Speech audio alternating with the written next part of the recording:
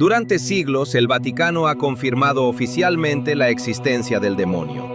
No como una metáfora, no como una creencia simbólica, sino como una presencia real, documentada y combatida. Pero lo que nunca quiso mostrar al público son los casos reales de posesión que guarda en sus archivos secretos.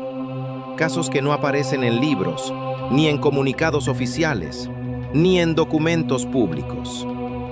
Registros sellados, informes incompletos, testimonios fragmentados que jamás fueron destinados a ser leídos por el mundo. Esta película se inspiró en ellos. Y te advierto algo desde ahora. Algunos de estos casos fueron considerados demasiado perturbadores incluso para la propia Iglesia. El exorcismo del Vaticano, estrenada en 2015, afirma estar inspirada en casos reales documentados por la Iglesia Católica. Pero hay algo importante que muy pocos saben. La película no está basada en un solo exorcismo. En realidad, se apoya en múltiples casos reales registrados durante décadas por el Vaticano. Casos distintos, en países distintos, con víctimas que jamás se conocieron entre sí, pero que seguían el mismo patrón inquietante. La Iglesia Católica no autoriza un exorcismo a la ligera. Antes de siquiera considerarlo, la persona es evaluada por médicos, psicólogos y psiquiatras. Años de pruebas, tratamientos, diagnósticos descartados uno por uno. Solo cuando la psiquiatría falla, cuando la medicina no encuentra ninguna explicación lógica, y cuando los síntomas coinciden con patrones históricos de posesión documentados desde hace siglos, el Vaticano interviene. Y cuando eso ocurre, el caso deja de ser público. Detrás de esta historia hay un nombre real, un nombre que inspiró directamente esta película: Padre Gabriele Amorth. Durante más de 30 años fue el exorcista jefe del Vaticano, no un sacerdote cualquiera, sino el responsable directo de enfrentar los casos más extremos que llegaban a la Iglesia. Casos que otros sacerdotes rechazaban.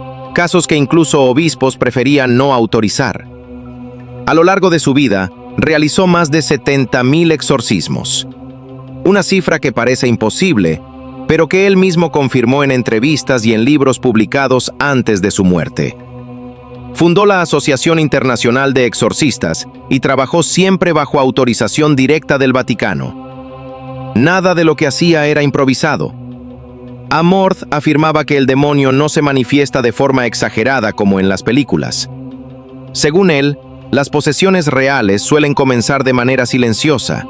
Muchas se originan tras el uso de la Ouija, la práctica de rituales ocultistas, maldiciones directas o traumas extremos que dejan a la persona psicológicamente vulnerable. Para Amorth, no se trataba de superstición, ni de sugestión colectiva. Para él, la posesión no era un mito. Era un fenómeno real, raro, pero documentado. En los archivos del Vaticano se describen casos que resultan inquietantemente similares a lo que muestra la película. Casos documentados, analizados y posteriormente sellados por orden directa de la Iglesia. En uno de ellos, una joven comenzó a hablar con múltiples voces durante las oraciones. No eran cambios de tono normales. Eran voces distintas, con personalidades distintas y con reacciones opuestas a los símbolos religiosos. Los médicos intervinieron primero, psiquiatras, neurólogos, especialistas en trauma. Descartaron esquizofrenia y cualquier trastorno mental conocido. No existía explicación clínica. Durante el ritual, la entidad habló directamente al sacerdote que dirigía el exorcismo. Reveló secretos personales, pecados pasados, detalles íntimos de su vida que nadie más conocía. Ni siquiera la familia de la joven. En otro expediente documentado, un niño reaccionaba violentamente al escuchar latín, un idioma que jamás había estudiado. Al pronunciar ciertos nombres sagrados, el menor sufría convulsiones extremas, espasmos incontrolables y ataques de pánico severos. Los registros indican que los síntomas cesaban al detener las oraciones y regresaban de inmediato al reanudarlas. También se registraron personas que, tras participar en sesiones espiritistas, comenzaron a cambiar de forma radical. rechazo violento a objetos sagrados, fuerza física anormal, lenguaje agresivo y comportamientos completamente inexplicables.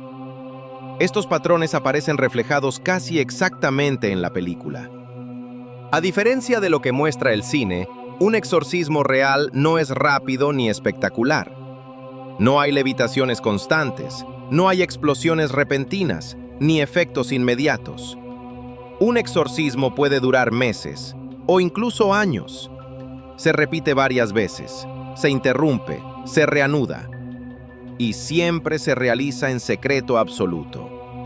El ritual incluye oraciones en latín, lecturas bíblicas específicas y observación médica constante.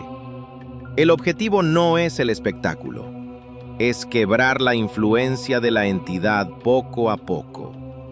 La película exagera la rapidez del ritual, las manifestaciones físicas extremas y los efectos visuales. En la realidad, el verdadero horror no es visible. Es psicológico, progresivo y silencioso. Lo que sí es completamente real es que el Vaticano tiene exorcistas oficiales, archivos documentados, casos sin explicación científica y protocolos estrictos que se siguen al pie de la letra. Nada de esto es ficción. El padre Gabriele Amorth declaró una frase que aún hoy genera escalofríos. El mayor triunfo del demonio es convencer al mundo de que no existe. Según él, los casos de posesión no disminuyeron con el tiempo. Al contrario, aumentaron en la era moderna. Y ahora dime tú, ¿crees que todo esto es simple sugestión? ¿O que el Vaticano sabe algo que jamás nos dirá? Suscríbete, porque el próximo caso fue clasificado como demasiado peligroso para el público.